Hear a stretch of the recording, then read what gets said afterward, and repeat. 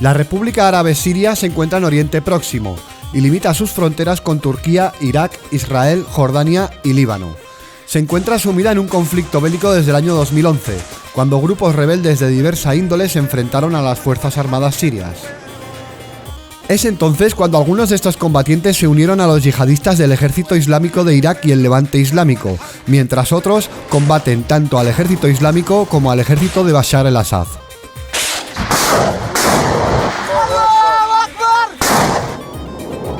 Naciones Unidas califica de sectario el conflicto por el componente religioso y la eterna disputa entre sunitas y chiitas, pero la intervención de potencias extranjeras y la invasión de Irak son ingredientes indispensables para la comprensión de este conflicto.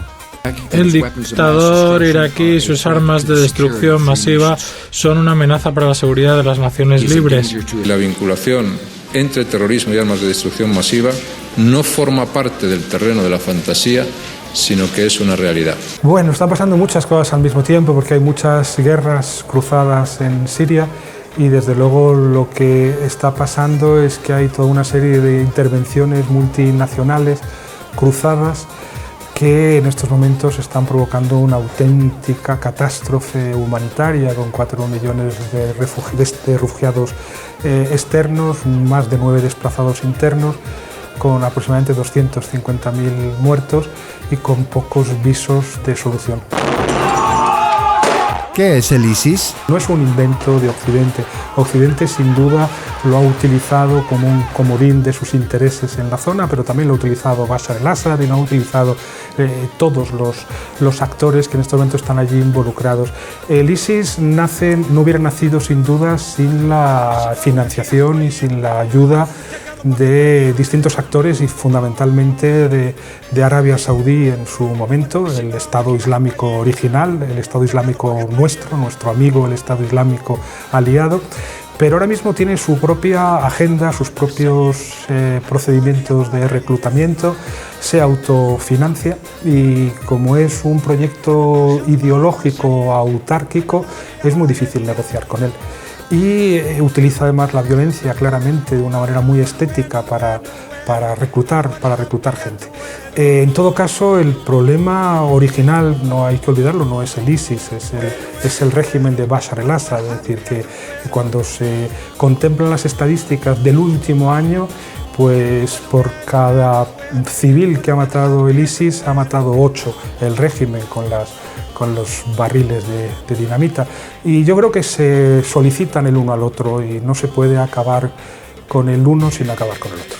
¿Cuál es el papel de Turquía? Turquía es un aliado incómodo en estos momentos y por un lado pues de ahí parten muchos de los refugiados que llegan a Europa y en concreto a Alemania.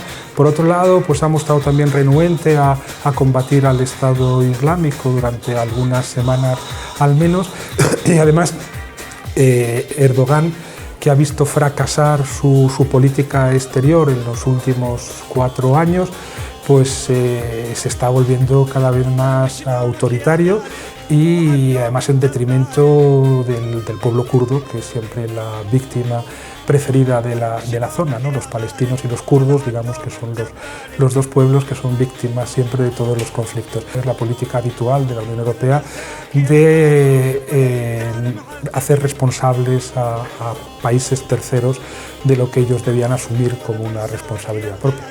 Oriente Medio y Próximo y la intervención de Rusia. ¿Volvemos a un escenario parecido al de la llamada Guerra Fría? No, a mí me gustaría también un poco deshacer esta ilusión. En principio hay muchos más acuerdos que conflictos entre Rusia y Estados Unidos, ¿no? Es verdad que los dos están un poco jugando a reactivar ese fantasma por intereses puramente propagandísticos, pero en principio no. Yo siempre digo que en estos momentos, en términos geoestratégicos, hay más sexo ocasional que nunca antes y basta pensar, por ejemplo, Rusia que es aliado de Irán, que ha intervenido para apoyar el régimen de Bashar al-Assad, al mismo tiempo coordina sus acciones con Israel, de quien recibe drones y formación técnica. Con Estados Unidos se están coordinando las acciones. Es casi impensable que Rusia haya tomado esa iniciativa de manera unilateral sin haberlo previamente negociado con Estados Unidos, y en cualquier caso al final el resultado es que hay 11 países bombardeando el territorio de Siria en una guerra por interposición en la que cada uno está moviendo sus peones, pero tratando más bien de llegar a una negociación en las mejores condiciones. ¿Corremos el riesgo de la iraquización de Siria? Ya ha pasado, y además creo que es imposible disociar lo que ha ocurrido en Siria de lo que ocurrió a partir del 2003 en Irak, por no remontarnos antes. Quiero decir que de la misma manera que Al-Qaeda habría sido impensable sin la intervención estadounidense, sin la invasión y ocupación estadounidense y sin ese efecto paradójico de poner el gobierno de Irak en manos de su archienemigo en la zona Irán, provocando además una sectarización del conflicto y también una marginación de la minoría suní. Yo creo que lo que ha ocurrido en Siria habría sido imposible sin el caos que ha generado primero la respuesta represiva de Bashar al-Assad a las manifestaciones pacíficas que empezaron en marzo del 2011 y después sin la militarización alimentada por distintos actores internacionales. Es el caos el que siempre, están en los propios manuales de los yihadistas, queda constancia de que su crecimiento está ligado al caos, y al caos cuando además se legitima frente a intervenciones extranjeras. Y para los yihadistas hay dos enemigos fundamentales, dos grandes satanes. Uno es Estados Unidos, pero el otro es también Rusia.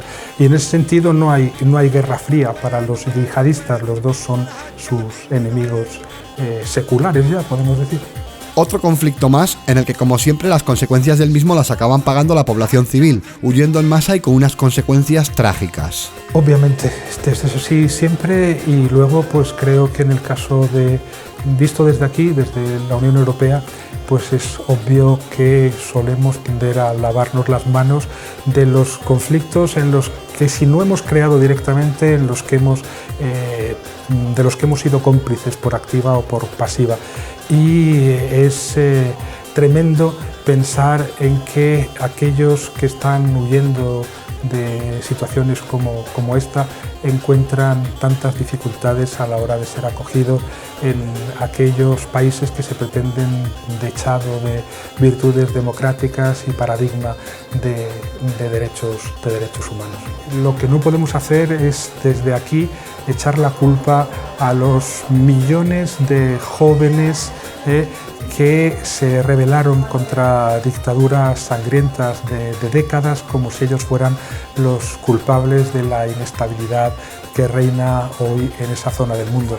Lo que llamábamos estabilidad eran invasiones estadounidenses, eran bombardeos israelíes, eran atentados permanentes, y era sobre todo pobreza, humillación y miseria económica y vital. ¿Cómo ves el futuro? Lo veo incierto y no me atrevería a hacer ningún vaticinio concreto. Lo que sí es verdad, y esto muchos analistas tan comprometidos como yo y que saben más que yo lo dicen una y otra vez, es que sí que se ha acabado con el mundo árabe, con el mundo árabo-musulmán tal y como lo conocíamos. Es decir, lo que no vamos a volver a ver, ni siquiera probablemente van a ser los mapas que hasta ahora conocíamos del Próximo Oriente y del norte de África, sobre todo del Próximo Oriente. Digamos que 100 años después de los acuerdos de Sykes-Picot, el marco geoestratégico estatal nacional de la zona va a cambiar definitivamente, para bien o para mal. Pues es deseable que sea para bien, pero en estos momentos nada invita desde luego al optimismo.